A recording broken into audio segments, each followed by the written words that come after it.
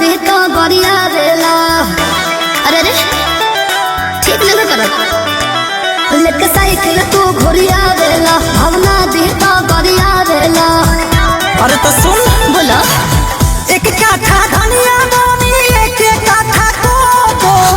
दिल हमको दे दो करे जा दिल हमको दे दो देखो दिल हमको दे दो करे जा दिल हमको दे दो जो बिना पटाबू तो तोहर बहिन पटा ले भो दिल हमको दे दो करे जा दिल हमको दे दो दिल हमको दे दो करे जा दिल हमको दे दो।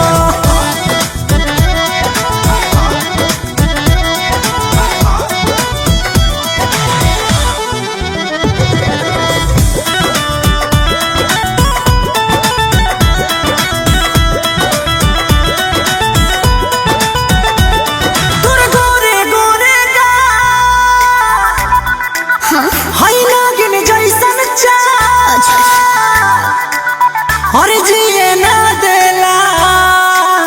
मोर फाटल करे जावा के अरे सिए ना देला जाए दादा मर जाई बहुत हरे के कुछ हाथ न तोहरा ठेकी धन माटी माटी हो जाए जब करब तोहर नेकी। हई हम जीती आस के हमरा के ना खोबो दिल हमको दे दो करे जा दिल हमको दे दो दिल हमको दे दो करे जा दिल हमको दे दो जो बिना पटाबू तो तोहर बहिन पटा ले भो दिल हमको दे दो करे जा दिल हमको दे दो दिल हमको दे दो करे जा दिल हमको दे दो।